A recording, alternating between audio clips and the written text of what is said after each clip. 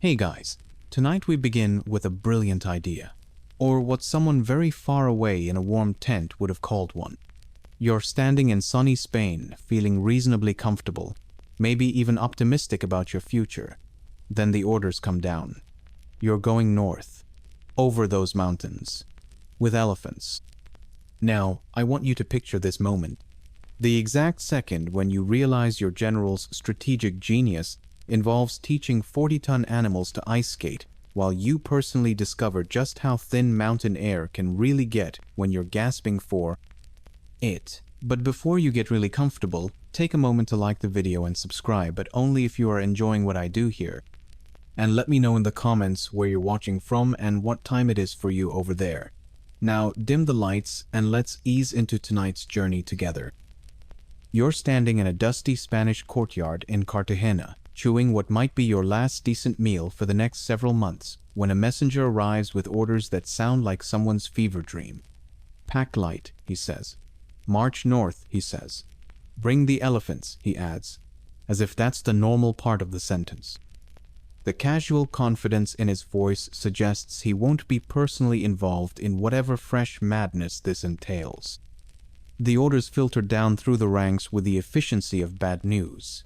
Someone very important has decided that the best way to surprise Rome is to take 37 war elephants for a mountain climbing expedition. Not around the mountains, mind you. Over them. Because apparently the sensible route by sea was too straightforward for a man who thinks tactically. You look around at your fellow soldiers, 90,000 infantry and 12,000 cavalry, according to the head count, and witness a collective moment of realization. The Carthaginians are squinting at maps as if staring harder will make the mountains smaller. The Iberians are shaking their heads with the resigned patience of people who've seen this kind of strategic genius before. The Gauls are laughing, but it's the kind of laughter that suggests they've moved beyond rational response into pure disbelief. The Numidians are checking their gear twice, then 3 times, as if extra preparation might somehow make elephants better at mountaineering. Here's the thing about armies this diverse. You've got soldiers from every corner of the Mediterranean, speaking different languages, worshipping different gods, and eating different foods. But right now, you're all united by one universal truth. Nobody asked for this. Nobody woke up this morning thinking, you know what my military career needs? Alpine elephant management. The practical reality hits you like a cold Spanish morning. Someone has to carry food for creatures that eat more in a day than you've seen in a week. Spoiler alert. It's probably you. Those 37 elephants need hay, grain, and whatever else keeps a 40-ton animal happy at altitude. The logistics alone should have killed this plan in the planning stages. But apparently, the war room was feeling optimistic. The preparation chaos begins immediately. You watch 40-ton animals being fitted with improvised mountain gear by soldiers who've never seen snow, let alone ice. The elephants look confused, which is reasonable. They're built for African plains and Mediterranean coastlines, not teaching themselves to ice skate while carrying military supplies. Meanwhile, you're practicing walking uphill with a full pack, discovering that your knees have opinions about inclines they've never shared before. The Spanish countryside stretches around you, comfortable and warm and thoroughly flat. In the distance, you can see the first hint of what's coming. Mountains. Not the gentle rolling hills you might optimistically call mountains, but actual peaks that look smugly indifferent to your approaching suffering. They're not going anywhere, and they're not particularly interested in accommodating your schedule or your elephant's dietary requirements.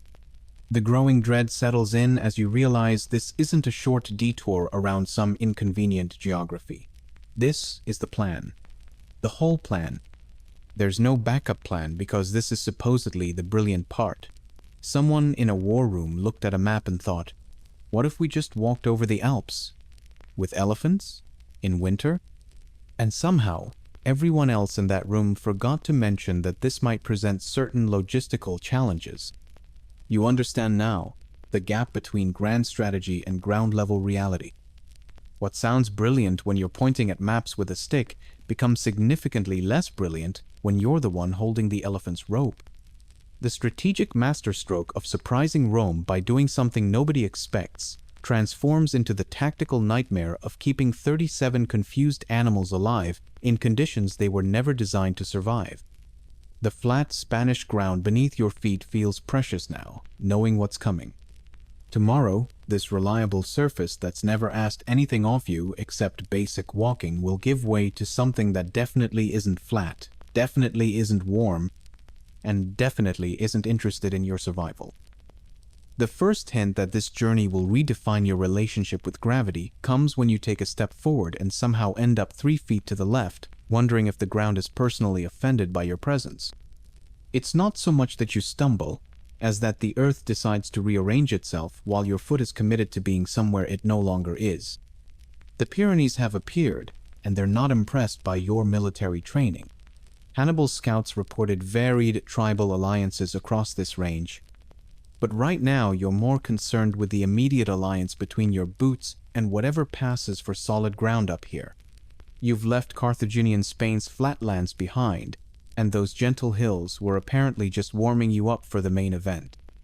Actual inclines that require you to lean forward at angles that make your back question your life choices and your knees file formal complaints about working conditions they never agreed to.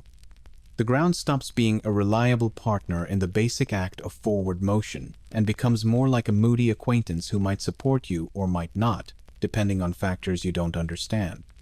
Your feet, previously reliable partners in the simple business of walking, suddenly develop strong opinions about every rock, root, and suspicious patch of what might be solid ground, but could just as easily be nature's practical joke. Each step becomes a negotiation between what you hope will happen and what gravity actually has planned for you. The pack on your back, reasonable enough on flat ground, now feels like it's actively trying to pull you backward into Spain. The elephant situation unfolds as expected, which is to say terribly. You watch 37 confused pachyderms navigate terrain that challenges your own two-legged stability, while you're somehow responsible for keeping them moving uphill. The elephants look around with the expression of creatures who signed up for African plains and Mediterranean coastlines, not whatever this mountaineering experiment has become. They slip, they slide, they pause to contemplate the wisdom of trusting humans with travel planning. The air starts getting thin enough that you're gasping like a fish, while still expected to carry a full pack and maintain military formation, discovering that breathing becomes conscious work requiring attention and effort you didn't know you'd need. Thousands of feet discover that mountain paths were designed by someone with a very loose interpretation of the word path. What the locals generously call a route turns out to be more of a suggestion, a vague indication that someone once went this way and possibly lived to tell about it.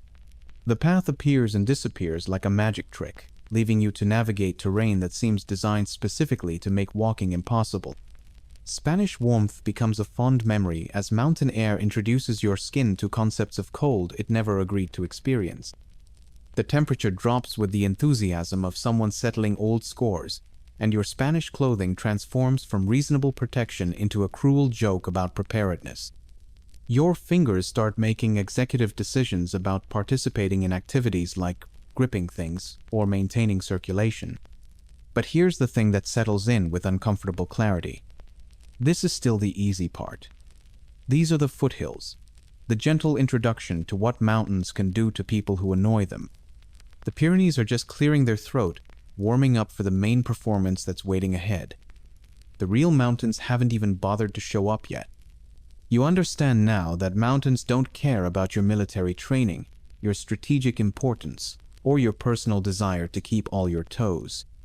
They're indifferent to human ambition in the most personal way possible, treating your carefully planned expedition with the same interest they'd show a particularly persistent ant colony. The ground beneath your feet has stopped being neutral territory and has become an active participant in making your life difficult. Around you, thousands of voices speaking different languages are all discovering the same universal truth, and the growing realization that shared suffering might be the only thing capable of uniting this diverse collection of increasingly miserable soldiers. Nothing unites people quite like shared misery, and you're witnessing the birth of history's most multilingual complaint department as soldiers from different cultures discover they all have the same word for "this is insane." It sounds different in Punic versus Gaulish versus Iberian versus Numidian, but the tone is universal. The exasperated sigh that follows transcends language barriers entirely. Your army speaks 4 main languages, but everyone's developing fluency in the universal language of exhausted groaning. It's remarkable how quickly thousands of men can establish a common vocabulary of suffering that requires no translation. A grunt is a grunt in any language, especially when it's directed at the elephant currently sliding backward down the slope you just spent an hour climbing. The Carthaginians are muttering prayers to gods who probably can't hear them over the wind, assuming those gods even have jurisdiction over whatever fresh geographical nightmare this has become. The Gauls are laughing, but it's the kind of laughter that suggests they've moved beyond rational response into pure hysteria. They're treating this like an elaborate practical joke that got out of hand, which might be the most accurate assessment anyone's made so far. The Elephant Management Committee has formed organically, a rotating group of volunteers who drew the short straw and now spend their days coaxing confused animals up slopes that defy common sense. Today's elephant handlers include a Carthaginian who keeps explaining physics to creatures that clearly don't care, an Iberian who's trying to push a 40-ton animal uphill through sheer determination, and a Gaul who's given up on dignity and is now personally pleading with elephants in what sounds like very creative profanity. The camaraderie of collective bewilderment develops naturally as cultural differences fade in the face of one universal grunt of disbelief that somehow communicates everything about this situation across all languages. The Iberians, famous for their swordsmanship, discover their skills don't translate to ice climbing. The Balearic slingers find their legendary accuracy less impressive when they can't feel their fingers. The Numidian cavalry, the best light horsemen in the world, get to experience being pedestrians in conditions that make walking an extreme sport. Trying to coordinate military maneuvers becomes an exercise in creative communication when half your army speaks in gestures and the other half in increasingly inventive profanity. Orders get passed down the line through a combination of hand signals, shouting, and pointing at things while making faces that suggest this wasn't covered in basic training. The practical result is that everyone's improvising military tactics based on the principle of just try not to die. The growing realization settles in that you're all equally unprepared for what's coming, regardless of your cultural background or military experience. The Carthaginians with their Mediterranean climate expectations, the Gauls with their familiarity with cold but not this kind of cold, the Iberians with their mountain experience but not with elephants, the Numidians with their desert expertise that doesn't apply to ice. Everyone's operating outside their comfort zone. Food supplies are getting low enough that someone started eyeing tree bark with the expression of a person reconsidering their dietary standards. Suffering emerges as the ultimate equalizer. Carthaginian nobles and Iberian farmers discover they're united in their mutual desire to be literally anywhere else, preferably somewhere warm, with flat ground and no elephants requiring personal assistance. The shared experience of wondering whether your toes are still attached creates bonds that transcend cultural differences. But here's the thing that's becoming clear as you look ahead. What you've been calling mountains have been politely introducing themselves, waiting to see if you're paying attention before they decide to get serious about this whole altitude business. The Alps don't reveal themselves all at once. They're more subtle than that, preferring to let you think you understand what you're dealing with before casually mentioning they have a few more tricks up their geological sleeves. What you thought were mountains turn out to be the opening act, the warm-up performers before the main event decides to make an appearance and redefine your understanding of the word vertical. The air gets thin enough that breathing becomes a conscious activity rather than something your body handles automatically. Each breath requires effort and planning, like you're personally negotiating with your lungs for basic oxygen delivery services. Above 8,000 feet, snowdrifts persist year-round, turning the summit into a permanent winter that doesn't care about your Spanish expectations or your travel schedule. Meanwhile, the temperature drops to levels that make your Spanish clothing feel like a cruel joke someone's playing on your extremities. The elephant crisis management reaches new heights of absurdity as you watch creatures designed for African plains attempt to navigate ice-covered rocks, with gravity serving as your most reluctant assistant. The elephants look around with expressions that suggest they're reconsidering their career choices, slipping on patches of ice that appear from nowhere, and sliding backward down slopes they just climbed, while you're somehow expected to provide guidance and moral support. What the locals generously call a route turns out to be more of a suggestion, a vague indication that someone once went this way and possibly survived to tell about it. The path appears and disappears like a magic trick performed by someone who forgot the second half. You're navigating terrain that seems designed specifically to make walking impossible while carrying everything you need to stay alive, assuming staying alive remains a realistic goal. Sleep becomes an exercise in trying to rest on surfaces that seem designed to redistribute your body weight in the most uncomfortable way possible. The ground has opinions about where your bones should go, and those opinions disagree with your preferences. You're trying to sleep while hoping elephants don't mistake you for a pillow, which is a genuine concern when 40-ton animals are wandering around in the dark, looking for somewhere comfortable to rest.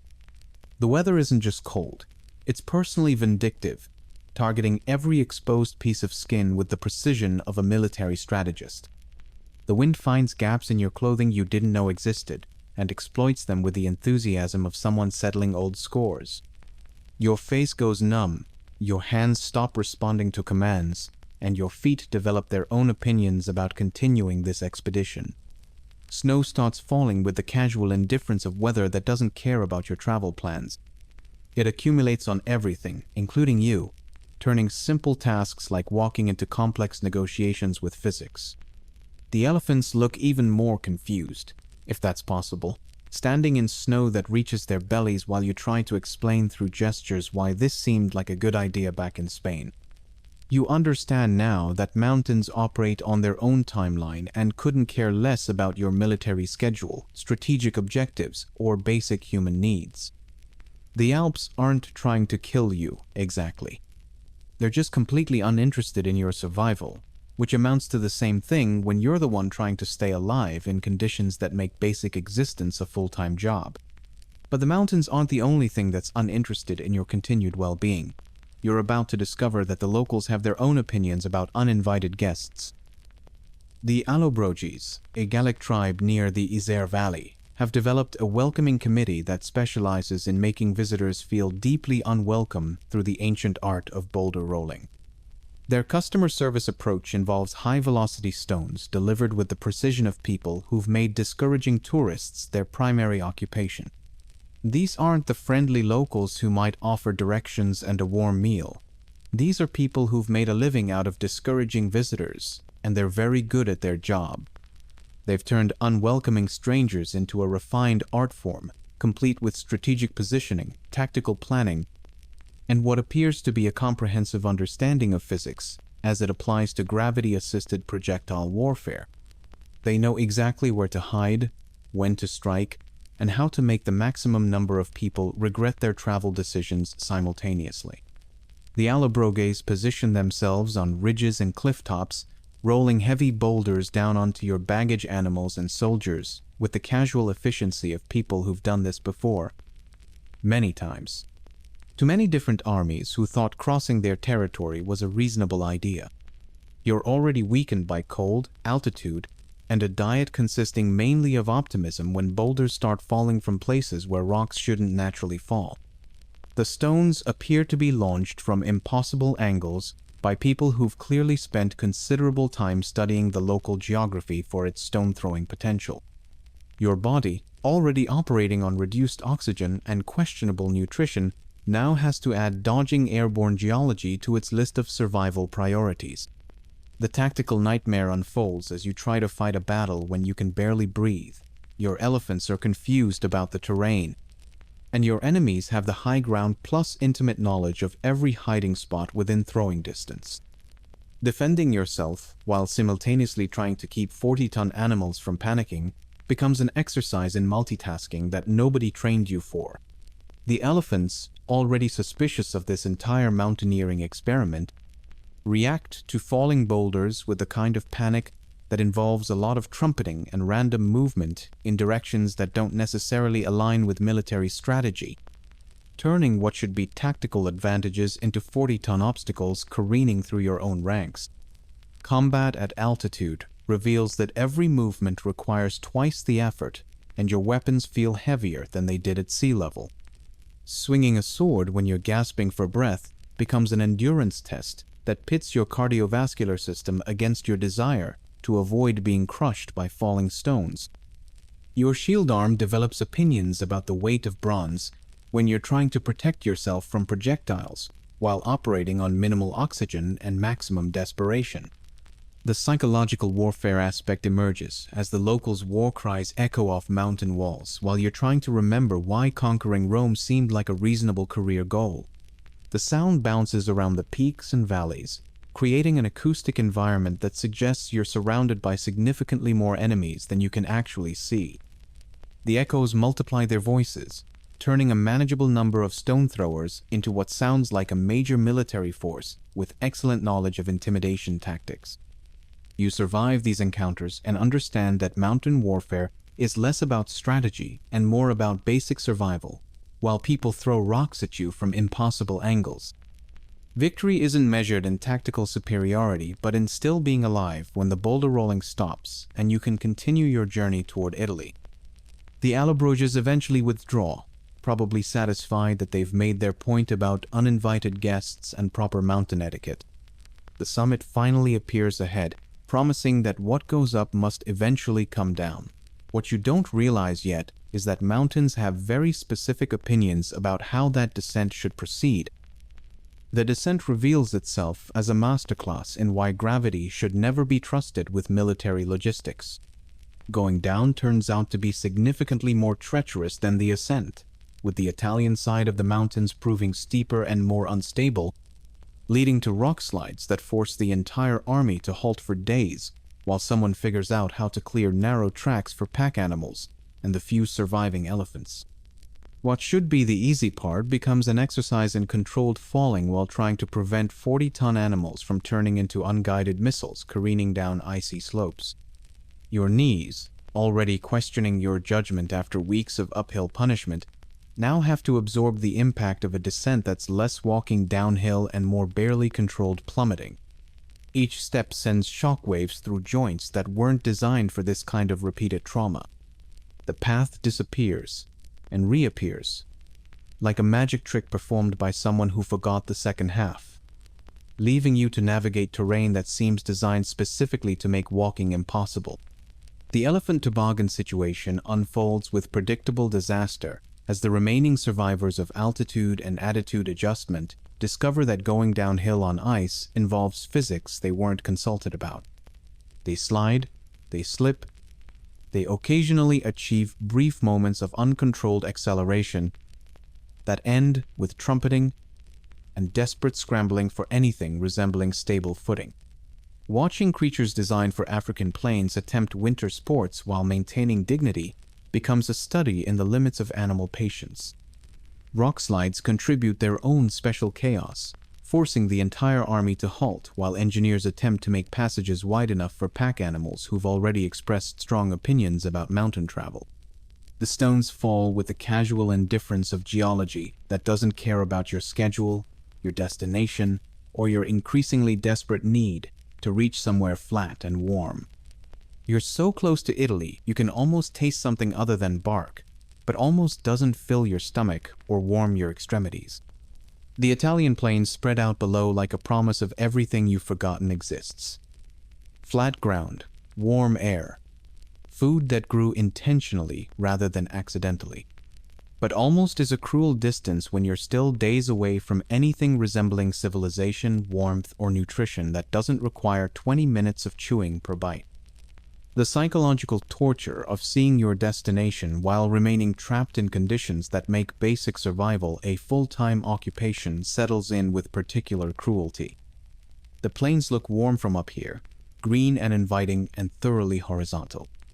You can imagine walking on ground that doesn't have opinions about your direction of travel, eating food that was meant to be food, sleeping on surfaces designed by someone other than geological spite.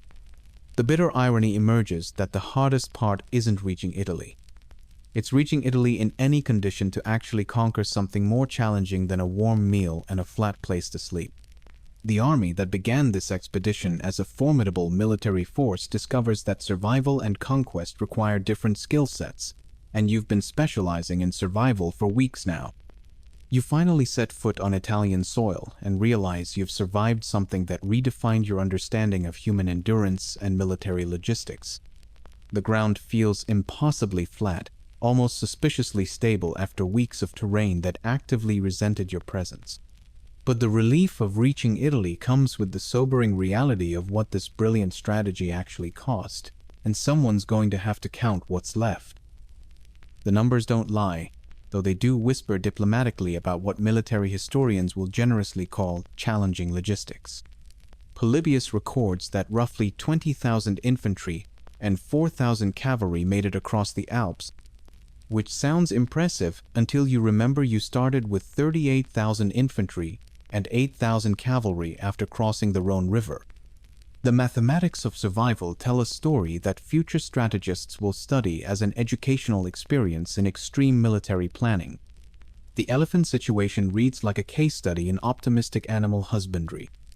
Out of 37 elephants that left Spain with reasonable expectations of Mediterranean warfare, only a handful survived the crossing in any condition to continue military service.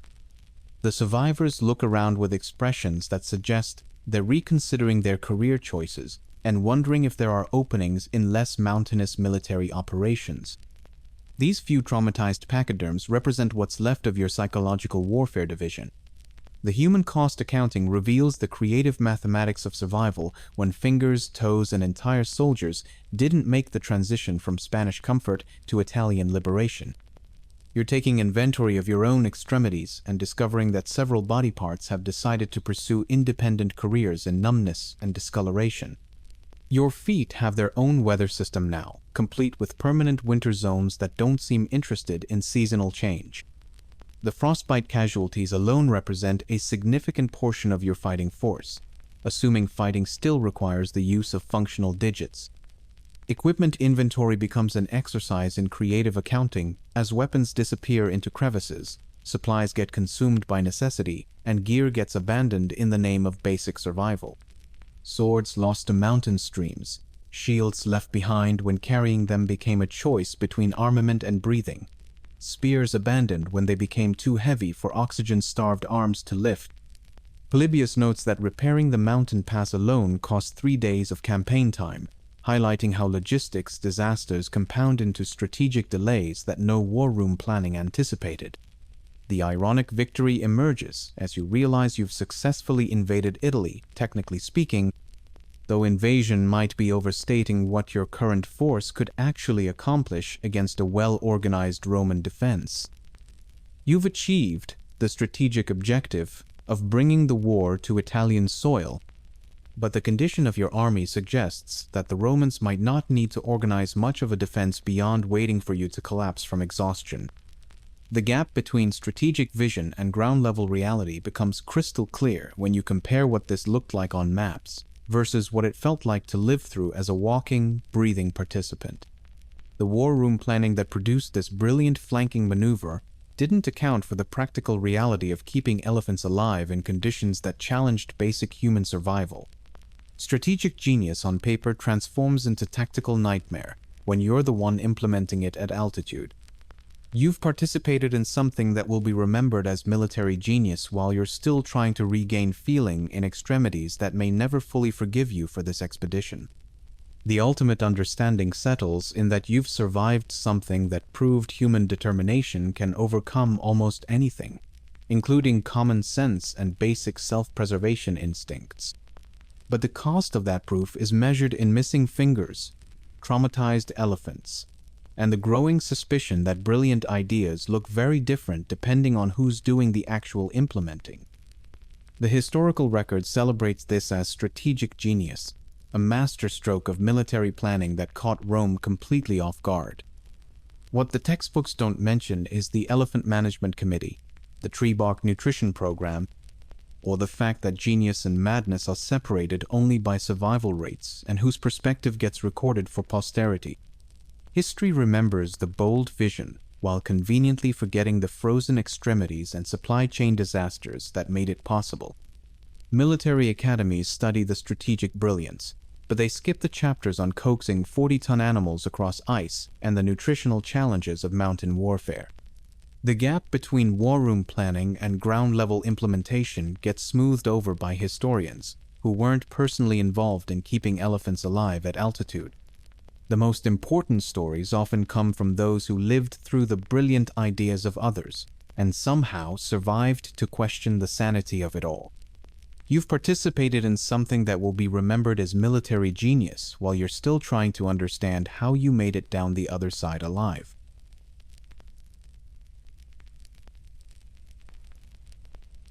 We begin with something that might sound mystical until you realize it mostly involved the smell of animal blood and the unpredictable digestive habits of sacred poultry. What if I told you that Rome's greatest military victories were decided not by brilliant strategy or superior weapons, but by whether or not sacred chickens felt like eating their breakfast? Before the naval battle of Drepana in 249 BC, when the chickens refused their grain, Roman Admiral Claudius Pulcher was so frustrated he threw them overboard, declaring that if they wouldn't eat, they could drink. The fleet suffered crushing defeat, and Pulcher's military career and religious standing collapsed. He was disgraced and fined for sacrilege toward the sacred chickens. This wasn't just superstition run wild. This was how Rome actually worked. Picture the Romans building the greatest empire in ancient history while consulting chicken behavior for major policy decisions. This civilization constructed engineering marvels that still stand today, developed sophisticated legal systems, and conquered most of the known world, all while believing their success depended entirely on maintaining good relationships with dozens of temperamental gods who communicated exclusively through cryptic biological signals. Every morning across the Roman Empire, thousands of people woke up and immediately started watching birds. Not for bird-watching pleasure, mind you, but because the gods had apparently chosen avian flight patterns as their preferred method of interstate communication. A crow flying left meant one thing, flying right meant another, and flying in circles probably meant the gods were having an off day. Romans believed their empire's military dominance came not from superior tactics or equipment, but from their exceptional piety in correctly interpreting these divine text messages.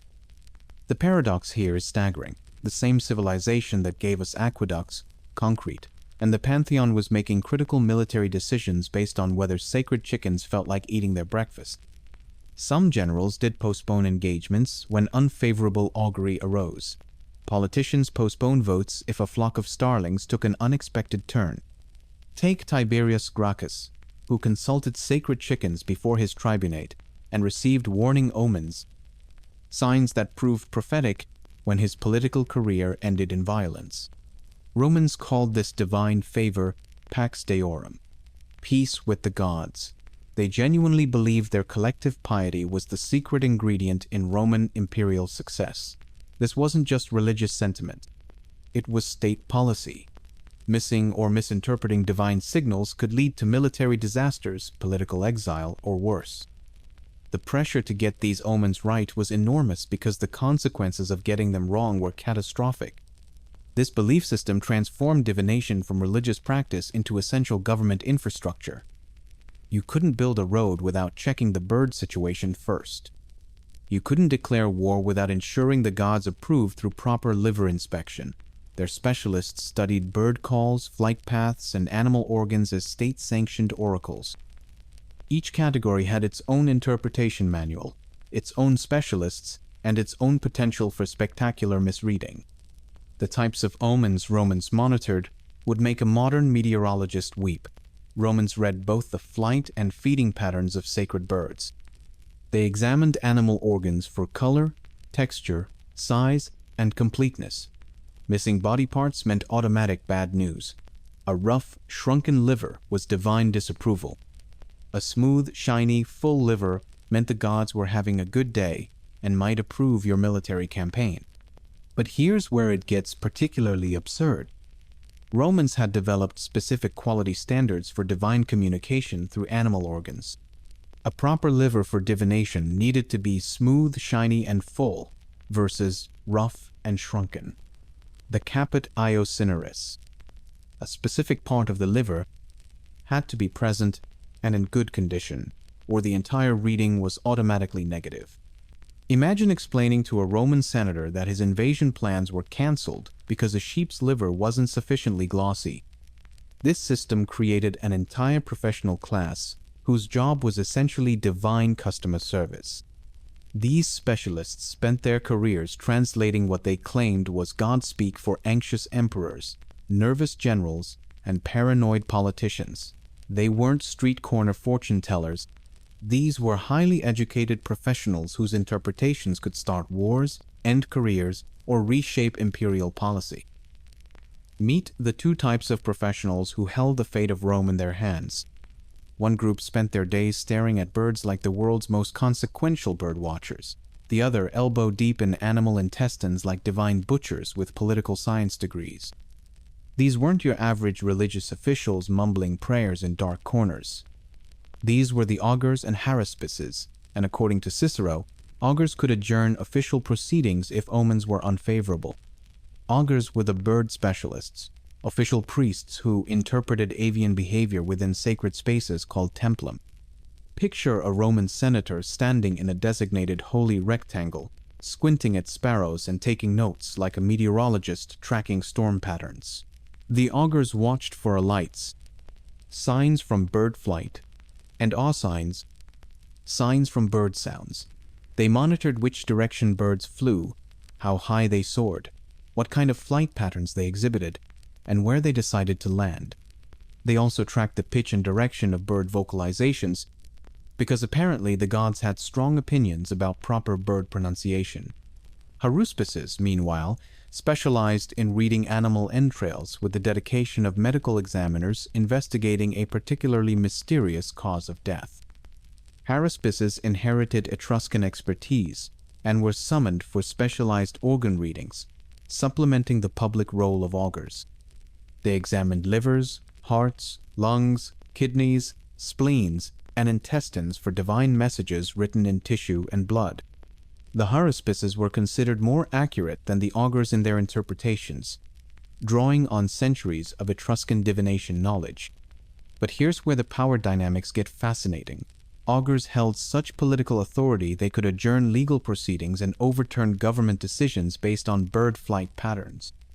According to Cicero, the augural authority included the right to adjourn and overturn the process of law, making augurs potentially the most powerful figures in the Republic. Imagine a Supreme Court justice whose rulings depended on whether crows seemed to be having a good day. The social hierarchy between these professions reflected Roman cultural preferences. Augurs were prestigious Roman priests, members of an esteemed college where membership was prized as greatly as consulships or censorships. They participated prominently in public processions and banquets, proudly displaying the lichus, the curved staff that symbolized their office.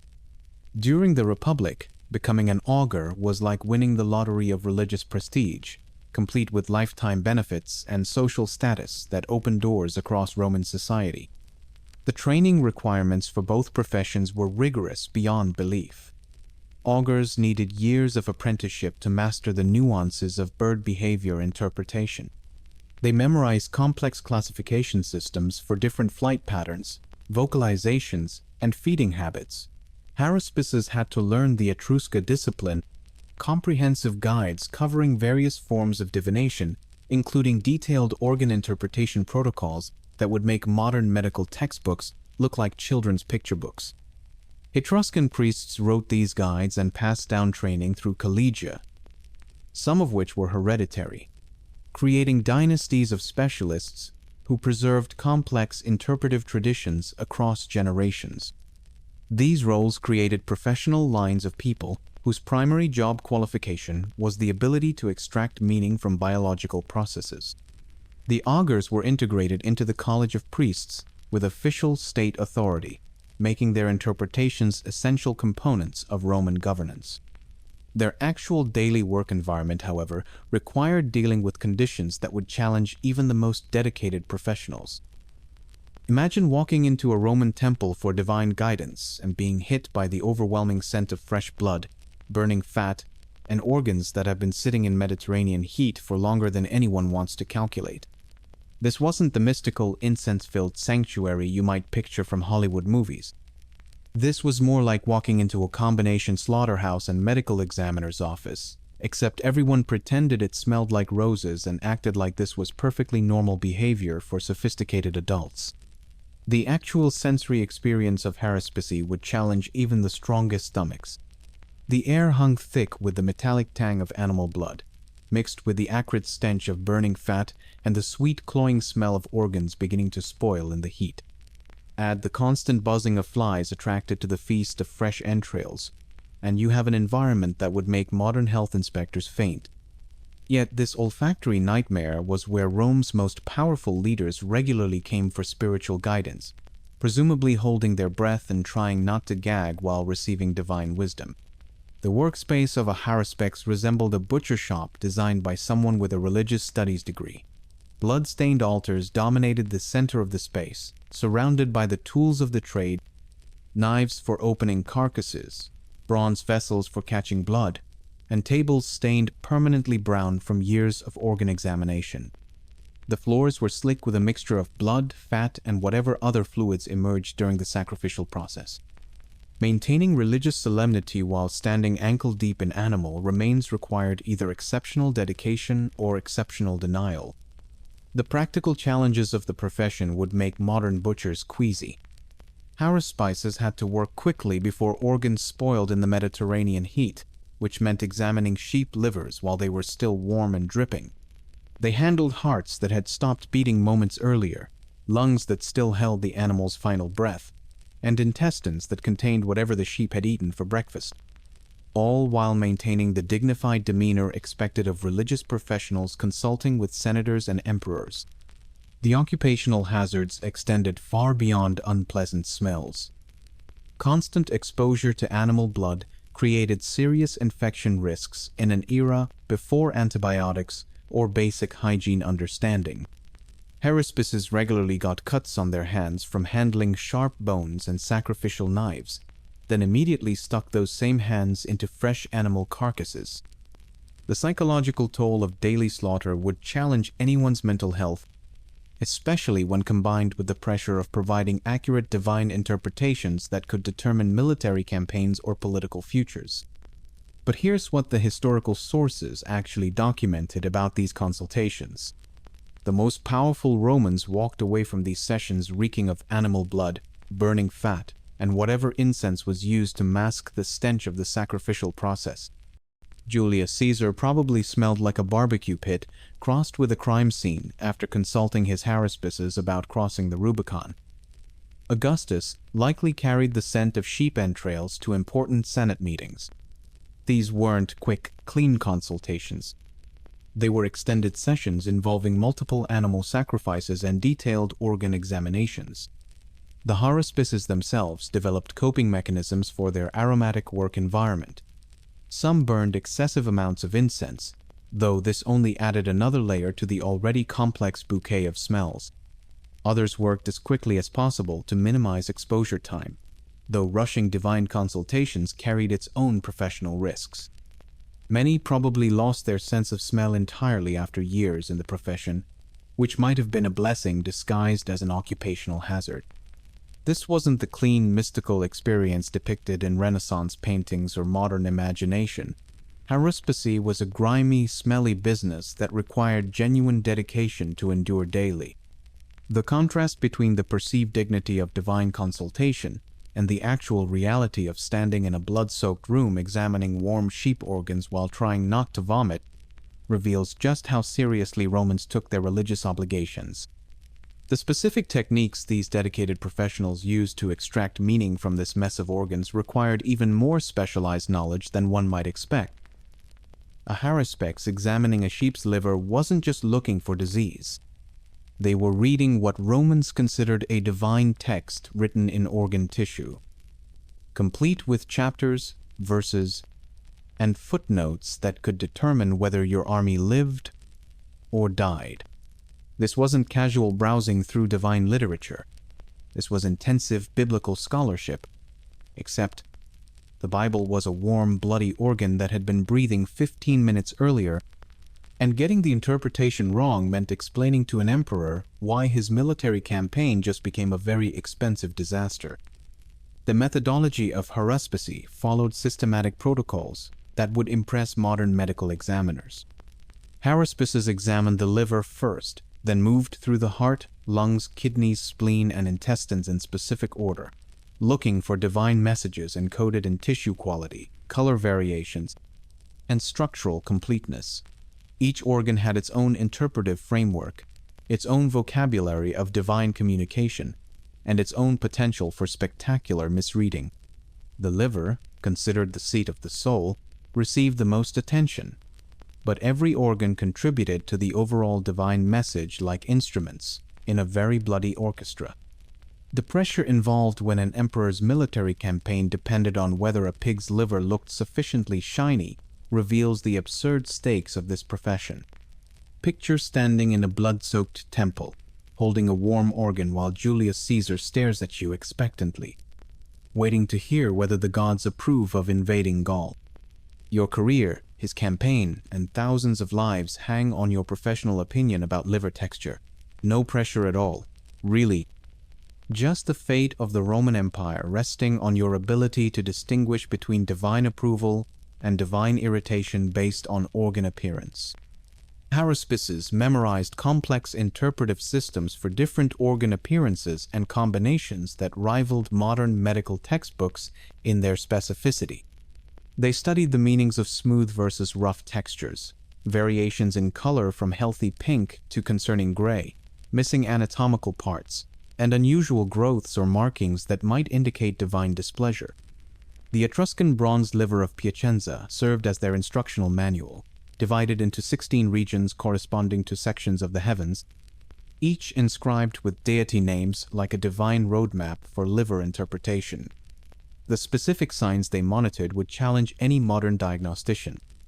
A smooth, shiny, and full liver indicated divine approval, while a rough and shrunken organ suggested the gods were having second thoughts about your proposed military adventure.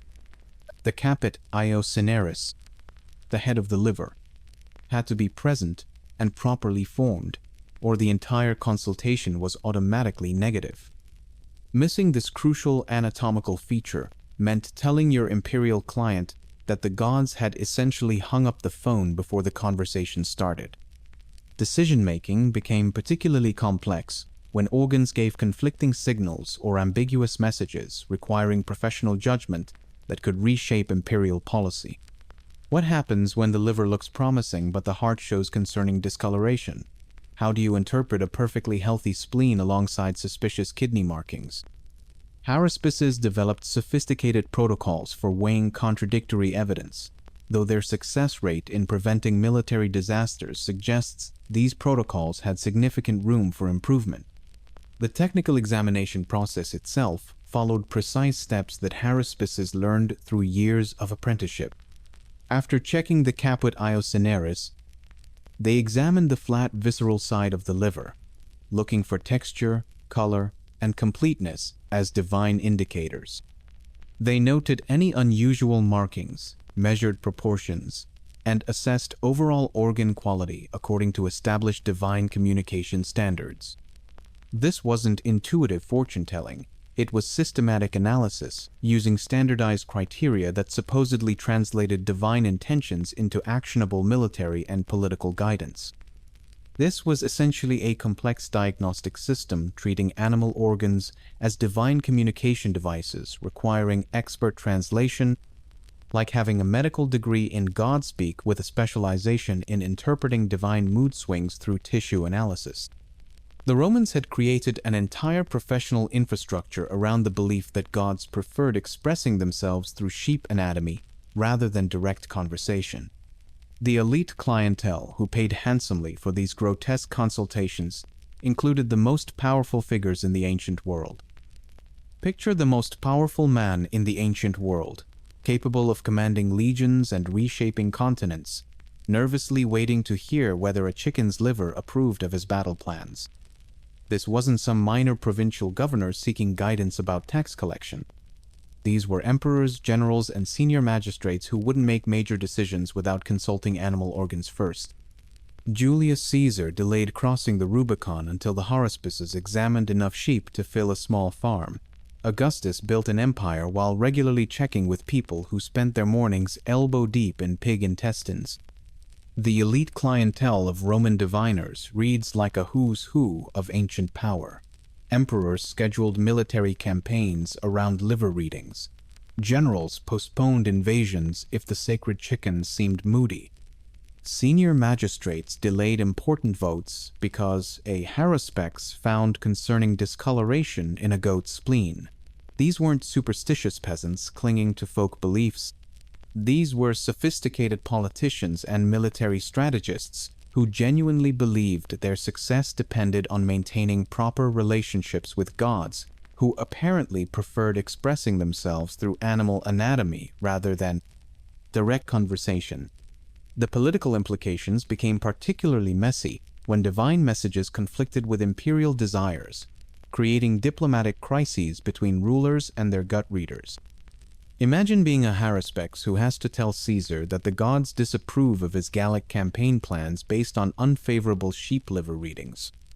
Do you stick to your professional interpretation and risk imperial displeasure, or do you find creative ways to massage the divine message? This created constant tension between religious authority and political power, with haruspices caught in the middle trying to balance divine truth with imperial expectations. Marcus Crassus consulted diviners extensively before his disastrous Parthian campaign, receiving mixed omens that should have warned him about the catastrophe waiting at Carrhae. Pompey regularly sought divine guidance through haruspice, though the gods apparently weren't particularly helpful in preventing his eventual defeat by Caesar. Even practical military commanders like Marius and Sulla made important strategic decisions based on entrail examinations and bird behavior interpretations. The economic aspect of divine consultation was staggering. Successful diviners commanded enormous fees for their services, living in luxury that rivaled wealthy merchants and aristocrats. A haruspice, who consistently provided accurate interpretations, or at least interpretations that didn't result in military disasters, could accumulate substantial wealth from grateful clients. The most renowned practitioners maintained expensive workshops, employed assistants, and charged premium rates for their expertise in translating divine communications. The protocols surrounding high-level consultations resembled modern corporate boardroom presentations, except the PowerPoint slides were replaced by warm animal organs. Formal procedures governed how haruspices presented their findings to imperial clients. They prepared detailed reports explaining their interpretations, outlined the reasoning behind their conclusions, and provided recommendations for action based on divine guidance. These weren't casual fortune-telling sessions, but structured professional consultations that could determine the fate of armies and provinces. This brings us to the most embarrassing divination failure in Roman military history. The Battle of Drepana in 249 BC, where Consul Publius Claudius Pulcher threw the sacred chickens overboard when they refused to eat, declaring, "Because they do not want to eat, let them drink." The subsequent Roman naval defeat was so catastrophic that Pulcher was exiled, proving that disrespecting divine poultry carried serious political consequences. The chickens had apparently been trying to warn the Romans about impending disaster, but Pulcher's impatience with proper religious protocol cost him his career and Rome a significant victory. Even absolute rulers found themselves constrained by the professional opinions of people who spent their days examining animal intestines. Emperors who ignored unfavorable omens did so at their own political and military peril. The power dynamic was remarkable. The most powerful figures in the ancient world regularly deferred to specialists, whose primary qualification was the ability to distinguish between divine approval and divine irritation based on liver texture and chicken-eating habits. How did this messy, smelly system manage to survive for centuries in increasingly sophisticated Roman society? Christianity didn't just offer Romans a new god. It offered them relief from having to smell animal entrails every time they needed spiritual guidance. For the first time in centuries, Romans could consult the divine without requiring a strong stomach, a tolerance for blood, or the ability to distinguish between healthy and unhealthy sheep livers. Christian prayer offered a less graphic alternative to divination by entrails, promising direct communication with God through prayer, meditation, and scripture reading, none of which involved standing in slaughterhouse conditions while trying to maintain religious dignity. The rise of Christianity gradually made the bloody, messy practices of traditional Roman divination seem primitive and unnecessary, like switching from sending telegrams to using email. Christian worship spaces were clean, quiet, and smelled like incense rather than decomposing organs. The contrast was stark. Instead of examining warm sheep intestines for divine messages, Christians could simply pray and receive spiritual guidance without getting blood under their fingernails or flies buzzing around their heads during religious ceremonies. By the 4th century, Christian emphasis on scripture and prayer made traditional divination seem antiquated. The old guard clung to their traditional gut readers, insisting that centuries of successful empire building proved the effectiveness of entrail interpretation, while converts argued that divine communication shouldn't require professional butchery skills. Christianity offered practical advantages that made traditional divination look unnecessarily complicated. Christian spiritual guidance was significantly less expensive. No need to purchase sacrificial animals, hire professional haruspices, or maintain blood-stained altars. Church attendance didn't require scheduling around animal availability or worrying about organ quality. Christians could seek divine guidance multiple times daily without accumulating a pile of sheep carcasses or explaining to neighbors why their property constantly smelled like a slaughterhouse having an off day. Christian leaders actively discouraged divination practices, making them socially unfashionable among the elite who wanted to align themselves with the new religious order. Prominent Romans began distancing themselves from haruspices and augurs, treating their former reliance on animal organ interpretation as an embarrassing phase they'd outgrown. The social stigma attached to traditional divination grew as Christianity gained imperial favor, transforming gut reading from prestigious religious practice into primitive superstition associated with cultural backwardness. The end came officially when Emperor Theodosius I abolished the Vestals and banned sacrifices around 392 AD, effectively ending state divination. Centuries of professional gut readers suddenly found their specialized skills obsolete. Haruspices who'd spent decades mastering liver interpretation discovered that bird-watching expertise didn't translate well to other career opportunities in an economy that no longer valued their particular combination of religious authority and tolerance for unpleasant smells. The end of Roman divination marked not just religious change, but the conclusion of a remarkably durable system that had guided an empire through centuries of expansion and governance. Yet this transformation reveals something profound about how civilizations construct their most fundamental beliefs about expertise and authority. Rome's greatest lesson might be how even the most rational civilizations can build sophisticated systems around fundamentally irrational beliefs, as long as those systems serve social and political functions. The Romans constructed aqueducts, developed complex legal codes, and conquered most of the known world, while simultaneously believing that sheep livers contained divine text messages. This wasn't primitive thinking. It was institutional architecture that provided structure, authority, and decision-making frameworks for an empire that lasted centuries. Our own decision-making processes, however modern they seem, might appear equally bizarre to future historians examining our strange rituals of expertise and authority. We consult market analysts who predict economic futures with the same confidence Roman haruspices showed reading pig intestines. We trust political pollsters, weather forecasters, and financial advisors whose success rates might not significantly exceed those ancient gut readers.